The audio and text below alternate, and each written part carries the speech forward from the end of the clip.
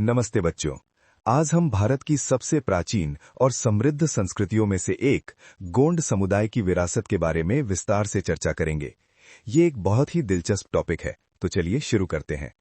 समाज का ताना बाना, गोंड विवाह की विविध प्रणालियां। सबसे पहले बात करते हैं गोंड समाज के सोशल स्ट्रक्चर की। यहाँ शादी सिर्फ दो लोगों का मिलन नहीं, बल्कि पूरे समुदाय को जोड़ने वाली एक महत्वपूर्ण संस्था है। पारिंग धन, इसे क्रय विवाह भी कहते हैं, जहां वधु का मूल्य जैसे बैल या कपड़े चुकाकर शादी होती है। गुरावट, इसमें दो परिवारों के बीच लड़कियों का आदान प्रदान होता है, जिससे किसी वधु मूल्य की जरूरत नहीं पड़ती। पैठुल, ये थोड़ा अनोखा है। इसमें युवती खुद लड़के के घर में प्रवेश करती है और फिर परिवार को शादी के लिए राजी होना पड़ता है।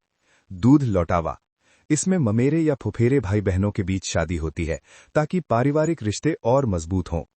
लमसेना, यहां दूल्हे को अपनी मेहनत और ताकत दिखाने के लिए लड़की के परिवार की सेवा करनी पड़ती है।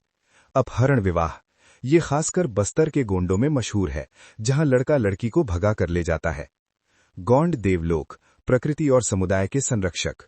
गोंड समाज में प्रकृति की पूजा को सबसे ऊपर रखा गया है। बड़ा देव, ये सबसे बड़ी और सृजन करने वाली शक्ति माने जाते हैं। दुल्हा दुल्ही देव, ये विवाह के देवता हैं जो रिश्तों को पवित्र करते हैं। बूढ़ा देव, कुल देवता, ये पूर्वजों के रूप में परिवार की रक्षा करते हैं।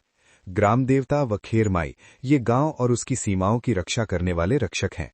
इन देवताओं को प्रसन्न करने के लिए प्राचीन समय से ही बलि देने जैसी प्रथाएं भी जुड़ी हुई हैं। एक सभ्यता की वाणी, गोंडी भाषा। बच्चों, गोंडी भाषा कोई साधारण भाषा नहीं है। ये एक द्रविड़ भाषा है, जिसका संबंध तेलुगु और तमिल जैसी भाषाओं से है। लगभग 30 लाख लोग इसे बोलते हैं। मान्यता है कि इसकी उत्पत्ति भगवान शंभू शेख के डमरू से हुई है, इसलिए इसे गोंड वाणी भी कहते हैं। आज इसे बचाने के लिए गूगल ने एक खास यूनिकोड फॉन्ट भी बनाया है। गोंडी भाषा और सिंधु घाटी की पहेली। क्या आप जानते हैं कि गोंडी भाषा का संबंध सिंधु घाटी सभ्यता, इंडस वैली सिविलाइजेशन से भी जोड़ा जाता है? विद्वानों का मानना है कि हड़प्पा की लिपि को गोंडी की मदद से पढ़ा जा सकता है।